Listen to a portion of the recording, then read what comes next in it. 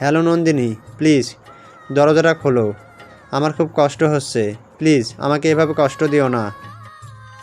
ভাইয়া আপনি যান প্লিজ, পাশের ঘরেই আমার শাশুড়ি, দেবর, ননদ সবাই আছে। কেউ যদি আপনার কণ্ঠ শোনে কি হবে আপনি ভাবতে পারছেন? আমি কিচ্ছু ভাবতে চাই না, শুধু তোমাকে চোখের দেখা দেখব। ঠিক আছে ভাইয়া, আই প্রমিস। আগামীকাল আপনি আসেন, দেখা হবে ইনশাল্লাহ। এখন যান। এভাবে কষ্ট দিতে পারলে আমাকে? আরে আমি তো ভাবতাম আমার নন্দিনীও আমাকে বন্ধু ভাবে। সব মিথ্যা, সব ভুল। আমি শুধু একতরফা তোমাকে বন্ধু ভাবি। আজ যদি তুমি আমাকে বন্ধুই ভাবতে, এতটা কষ্ট দিতে না। শুধু কষ্টই দাওনি, অপমানিতও করেছো। মেম্বার সাহেব ঝুমুরকে ইমোশনাল ব্ল্যাকমেল করতে লাগলো। ঝুমুর একরকম গলে যাচ্ছিল ওনার কথায়। ভাবলো, ধুর, শুধু তো একবার দেখতে চাইছে আমাকে। দরজাটা খুলেই আবার সাথে সাথে লাগিয়ে দিব। এই ভাবনা মনে আসতেই সে এগিয়ে গেল ছিটকানির দিকে। হঠাৎই মনে হলো ইম্পসিবল। শয়তান সব সময় মানুষের সাথেই বসতি করে, আর এত রাতে দুজন পুরুষ মহিলা একসাথে দাঁড়াবে। শয়তান তো অবশ্যই তাদের মধ্যে অবৈধ সম্পর্ক স্থাপনের চেষ্টা করবে। তাছাড়া মেম্বার সাহেব আমাকে পছন্দ করে, এটা আমি বুঝি। শুধু পছন্দ নয়, একটু অন্যরকম পছন্দ। এইসব মনে হতেই ঝুমুর পিছনে সরে এলো। দরজাটা আর খুলল না। অনেক সময় ধরে কাকতি মিনতি ব্রেন ওয়াশ ইমোশনাল ব্ল্যাকমেলের পরও যখন ঝুমুর দরজা খুলল না, তখন মেম্বার সাহেব ঝুমুরের দরজায় বসে নিজেরই গালে নিজের চর বসালেন। ঝুমুর শুনতে পেল সেই চরের আওয়াজ। তার মনটা কেঁদে উঠল, কিন্তু তার কিছুই করার নেই। সকালে ঘুম ভাঙতেই ঝুমুরের মনে পড়ে আগের রাতে মেম্বারের আচরণের কথা। সকাল 6:30 বাজে। এখন নিশ্চয়ই উনি নেই। ঝুমুর চুপচাপ দরজা খুলে বেরিয়ে দেখে তার ঘরের সামনে অনেকগুলো ব্যবহৃত সিগারেটের খোসা।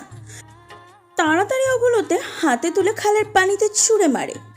যদি কেউ তার ঘরের সামনে এতগুলো সিগারেটের খোসা দেখত, তবে নিশ্চিত তাকে সন্দেহ করত। এমনিতেই প্রবাসী স্ত্রীকে সমাজের মানুষ অনেক ঘৃণার চোখে দেখে। আজকাল অসংখ্য বিবাহিত পুরুষ মহিলাই পরকীয়ায় জড়িত। তবুও এক শ্রেণীর মানুষ প্রবাসী স্ত্রী শব্দের অর্থই পরকীয়া মনে করে। রাতে মেম্বার সাহেবের আচরণে যদিও ঝুমুরের মায়া হয়েছিল, কিন্তু দিনের আলো ফুটতেই মায়াটা ঘৃণায় পরিণত হয়েছে। মনে মনে ওনাকে গালি দিয়ে মোবাইল থেকে ওনার নাম্বারটা ব্লক লিস্টে ফেলে দেয়। কিসের বন্ধুত্ব এইসব নোংরা মানুষের সাথে?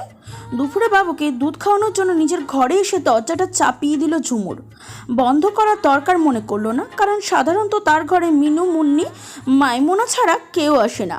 আর এরা তো মহিলা, তাই এতটা লজ্জার কিছুই নেই। ঝুমুর খাটের উপর আচ্ছা হয়ে বাবুকে দুধ খাওয়াচ্ছিল। হঠাৎই পেছন থেকে একটা হাত তার কোমর ছুঁয়ে পেটের দিকে আসতে লাগলো। ঝুমুর তৎক্ষণাৎ কাপড় জড়িয়ে লাফ দিয়ে শোয়া থেকে উঠে দেখে আরিফ দাঁত বের করে হাসি মুখে তার দিকে কামুক হয়ে তাকিয়ে আছে। ঝুমুর সজারে একটা চর বসিয়ে দিল আরিফের হাসি মুখের উপর। তারপর সোজা আরিফের দুই পায়ের মাঝ বরাবর একটা লাঠি দিয়ে বলল, 2 বছর হয়ে গেল রাজীব বিদেশে গেছে। মাঝে মধ্যে ঝুমুরকে ফোন করে। অবশ্য ফোন করেই বা কী লাভ? সেই তো ঘুরে ফিরে ঝগড়াই করে, অশ্লীল ভাষা ব্যবহার করে। ঝুমুর এসব গায়ে মাখায় না। এতদিন এসব অশ্লীল ভাষা তার গা সওয়া হয়ে গেছে। 2 বছর 3 মাস পর 31/7/2017 তারিখে রাজীব বাংলাদেশে ফিরে আসে 2 মাসের ছুটিতে। এই 2 বছর 3 মাসে রাজীব ঝুমুরকে মোট টাকা দিয়েছে 18,000। একটা মহিলা এবং বাচ্চার খরচ বাবদ 27 মাসে 18,000 টাকা। হাস্যকর বলবো নাকি দুঃখজনক বলবো বুঝে উঠতে পারছি না। যাই হোক, সেটা নিয়ে ঝুমুরকে কোনো দিন আফসোস করতে দেখিনি, কারণ সে তার বাবার বাড়িতে ভালোভাবেই ছিল। দেশে আসার সময় রাজীব বেশ কিছু বিদেশি পণ্য আনে। তার হিসাবে সে ঠিকই ছিল। মা, বোন, স্ত্রী সবার জন্য আলাদা আলাদা সমানভাবে ভাগ করে কসমেটিক্স আনে। কিন্তু দুর্ভাগা ঝুমুরের ভাগ্য, একদিনও সেই কসমেটিক্সগুলো ব্যবহার করা লেখেননি ভাগ্যদাতা। তার আগেই শাশুড়ি ননদ মিলে এসব নিয়ে ঝগড়া লেগে যায়। পরে ঝুমুর বাধ্য হয়ে তার ভাগের সবগুলো কসমেটিক্স শাশুড়ির ঘরে রেখে আসে। যদিও রাজীব বিদেশে যাওয়ার সময় ঝুমুরের সব কয়টা গয়না বিক্রি করেছিল এবং আশ্বাস দিয়েছিল সবগুলো ফেরত দেবে বলে, তবে রাজীব তার কথা রাখেনি। সে কোনো গয়নাই দেয়নি ঝুমুরকে। ঝুমুরের এ বিষয়ে অনেক মন খারাপ হয়েছিল, কিন্তু প্রকাশ করতে চায়নি। যদি এই সামান্য গয়নার জেদ ধরে আবারও রাজীব তাকে মারে। ছুটিতে দেশে আসার পর প্রথম 13 দিন রাজীব মোটামুটি ভালোভাবেই দিন কাটালো ঝুমুরের সাথে। ঝগড়া হলো না এই 13 দিনে, কিন্তু হঠাৎ করে রাজীবের কি হলো কে জানে, আবার আগের মতন আচরণ শুরু করলো। কথায় কথায় গালাগালি, সন্দেহ, মারধর শুরু হয়ে গেল। তবে ঝুমুর বেশ বুঝতে পারছে এই আচরণের পিছনে ওর শ্রদ্ধেয় শাশুড়ি সালমা খাতুনের যথেষ্ট অবদান রয়েছে। উনি সুযোগ পেলেই ছেলের কাছে বউয়ের বদনাম করে। এটা শুধু ঝুমুরের ক্ষেত্রেই নয়, মাইমুনের বেলায় এমন ঘটনা ঘটেছিল। এমনকি ঝুমুর অনেকবার নিজের কানে শুনেছে সালমা খাতুনকে তার স্বামী আর শাশুড়ির কাছে তার নামে বানিয়ে মিথ্যা কথা বলতে। সেদিন ছিল কোরবানির ঈদের দিন, সম্ভবত 2/9/2017 সাল। রাজীব কোরবানি দেয়নি, রাতে মুরগি নিয়ে এসেছিল। বলে রাখা ভালো, রাজীব দেশে আসার পরেই সালমা খাতুন ঝুমুরকে যৌথ সংসার থেকে আলাদা করে দেয়। তবে উনি কেন এমন করেছে সেটা ঝুমুর আজও জানে না। রাজীবও এই ব্যাপারে মায়ের সাথে কথা বাড়ায়নি। আলাদা করার পর ঝুমুরের মা সংসারের যাবতীয় টুকিটাকি হাঁড়ি, পাতিল, plate, gas rack, gas stove সহ সব কিছু জয়নালকে দিয়ে ঝুমুরের শ্বশুর বাড়িতে পাঠিয়ে দেয়, যাতে মেয়ের কোনো কষ্ট না হয়। ঈদের দিন ঝুমুর সকাল সকাল উঠে মুরগি ভুনা আর পরোটা বানিয়ে নিল। এখনো কিছু মুখে দেয়নি। বাইরে প্রচণ্ড বৃষ্টির সাথে বজ্রপাত। আগের রাতে মসজিদে মাইকে বলে দেওয়া হয়েছে ঈদের নামাজের জমায়েত সকাল 8টায় অনুষ্ঠিত হবে। 7:30 বেজে গেছে, রাজীব তখনও ঘুমিয়েছিল। ঝুমুর গিয়ে ডাক দিল, এই ওঠেন না, 7:30 বাজে গেছে। ঈদের জামাত ধরতে হইব না? তখন গোসল গা ধুইবেন, কিছু খাইবেন, তাড়াতাড়ি ওঠেন। রাজীব তীত বিরক্ত হয়ে বলল, সর মা, কানের কাছে জ্ঞান জ্ঞান করিস না। আমার সময় ওইলে আমি ওঠুম। পরোটা আর মুরগি রাঁধছি, ঠান্ডা হইয়া যাইতাছে, পরে আর খাইয়া স্বাদ পাইবেন না। তোর পরোটার যা হ্যান থেকে তোর পরোটা তুই গিল। ঝুমুর আর কথা বাড়ালো না, চুপচাপ নিজের কাজ করছে। কিছুক্ষণ পর পশ্চিমের জানলা দিয়ে চোখ পড়তেই দেখলো খালের পশ্চিম পাশের রাস্তা দিয়ে মুসলিরা ছাতা মাথায় ঈদের নামাজে যাচ্ছে। তাড়াতাড়ি মোবাইল হাতে নিয়ে দেখে 7:54 বেজে গেছে। আবারও বেহায়ার মতন রাজীবের কাছে গিয়ে ডাকলো, ও রাহাতের আব্বু, 7:54 বাজে গেছে, অহন না যাইলে আর ঈদের নামাজ পড়তে পারবেন না। ঝুমুরের ছেলের নাম রাহাত। রাজীব চট করে শোয়া থেকে উঠেই ঝুমুরের চুলি মুঠি ধরে চড় মারতে মারতে বলল, কিসের ঈদের নামাজ? আমি কোরবান দিতে পারি নাই, সেই লজ্জায় বাঁচি না, আর তুই ঈদের নামাজ লইয়া আসস? এই বলে টেবিলের উপর থেকে পরোটার প্লেট আর মাংসের বাটির দুটাই বাইরে ছুঁড়ে ফেলে দিল। তারপর বিছানার উপর থেকে হাত পাকাটা নিয়ে হাত পাকার ডাঁটা দিয়ে আচ্ছা মতন মারতে লাগলো ঝুমুরকে। মারতে মারতে হাত পাকার ডাঁটাটা ছিন্ন ভিন্ন করে ফেললো। আজও সেই হাত পাকাটা ঝুমুরের কাছে আছে, খুব যত্ন করে রেখে দিয়েছে। ঝুমুর চিৎকার করছিল আর নিজের চুলের মুঠি রাজীবের হাত থেকে ছাড়ানোর চেষ্টা করছিল, কিন্তু বৃষ্টির তীব্রতায় সেই আওয়াজ ঘর থেকে বাইরে গেল না। সহ্য করতে না পেরে ঝুমুর রাজীবের হাতে একটা কামড় বসিয়ে দিল। সেই কামড়ের সাথে সাথে রাজীব ঝুমুরকে ছেড়ে দিয়ে এমন জোরে কোমরে লাথি মারলো যে ঝুমুর ঘর থেকে বেরিয়ে কয়েক হাত দূরে গিয়ে পড়ল। বাইরে মুষলধারায় বৃষ্টি তখনও। সেই জলে ঝুমুরের চোখের জলটাও বিলীন হয়ে গেল।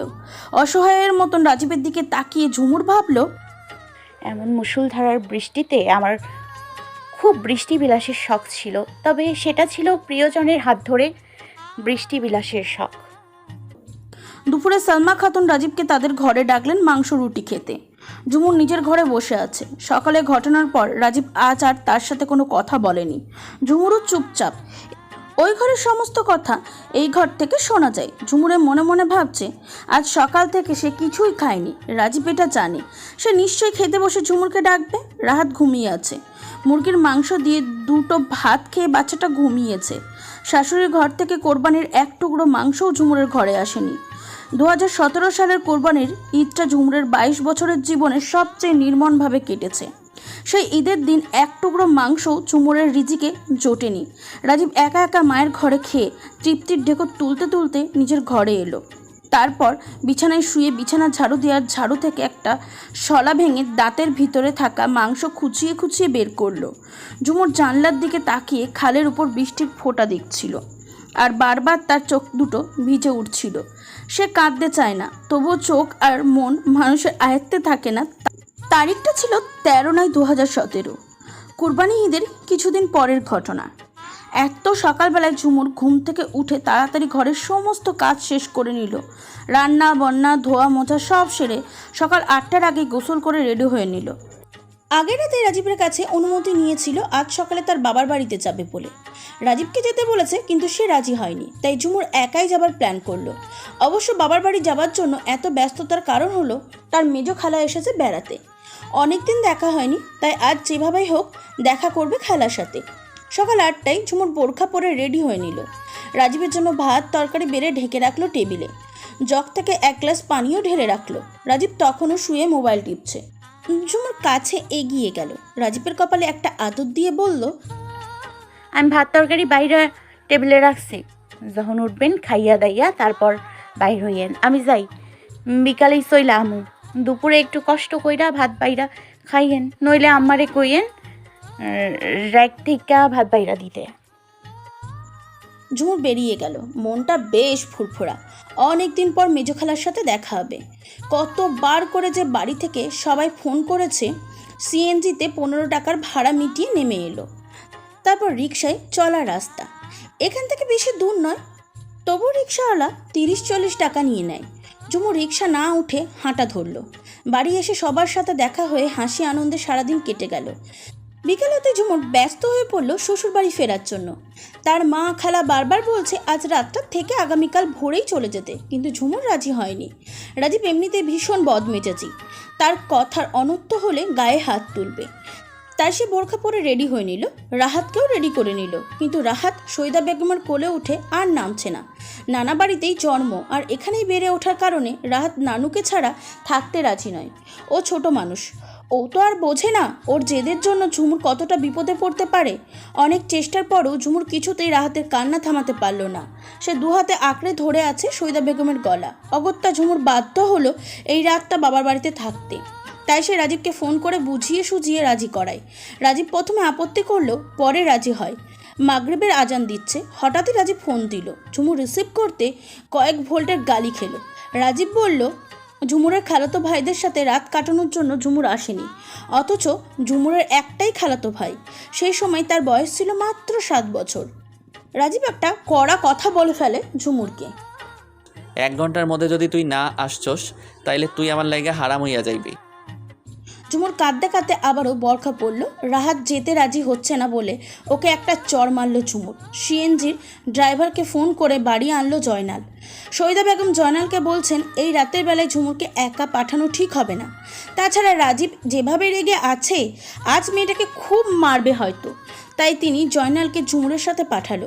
ওরা রওনা দিল, কিন্তু ঝুমুর কি জানতো এই যাত্রাটা হবে তার আর জয়নালের জন্য অত্যন্ত ভয়ঙ্কর এক অভিজ্ঞতা। যদি জানতো তবে কি সেদিন ঝুমুর বেরোতো শ্বশুরবাড়ির উদ্দেশ্যে, না হয় ডিভোর্স হয়ে যেত। তাও ভালো ছিল এই ভয়ঙ্কর রাতের চাইতে। ঝুমুর যখন জয়নালকে নিয়ে তার শ্বশুর বাড়িতে পৌঁছালো তখন সন্ধ্যা 7:30। সিএনজি থেকে নেমে ভাড়া মিটিয়ে বাড়ির দিকে ঢুকলে দেখলো দরজায় রাজীব মোটা লাঠি হাতে দাঁড়িয়ে আছে। আর সালমা খাতুন আগের থেকে ঝুমুরের নামে উল্টো পাল্টা বলে রাজীবকে আরও রাগাচ্ছিল। উনি সমানে বলে যাচ্ছিলেন, অসভ্য নির্লজ্জ মাইয়া, বিয়ার আগেও আদাইমা ভাদাইমা পোলাগুলোগে ফষ্টি নষ্টি কইরা বেড়াইছে। আমার পোলার বিদেশ যাওয়ানের পরও লইসা বেডাগো লগে সম্পর্ক রাখছে, মনে করছে আমরা কিচ্ছু বুঝি না। সারাদিন মোবাইলে কানে লইয়া ফিস ফিস করছে। রাইতে একলা ঘরে শুইতো, শুধু বেটা মানুষ জায়গা দেওয়ানের লাইগা। এত কইছি রাইতে আমার লগে আমার ঘরে থাকিস, থাকে নাই। থাকলে তো রসের নাগর গো, লগে রাইত কাটাইতে পারবো না। সব যাই না শুই না, ও কোনো দিন আমার পোলার কানে এসব তুলি নাই। মার বদনাম করি নাই পোলার কাছে। মনে করছি আমার পোলা বিদেশ থাইকা আইলে হইয়া যাইব, কিন্তু মা আমার পোলারে বাড়ির তো রাইখা আইজো গেছে খালাতো ভাইয়ের লগে রাইত কাটাতে। রাজীব তুই চিন্তা করিস না বাপ, এক মাইয়া গেলে আরেক মাইয়া পাবি। তোরে আমি এই মাইয়ার চাইতে ভালো মাইয়া বিয়া করামু।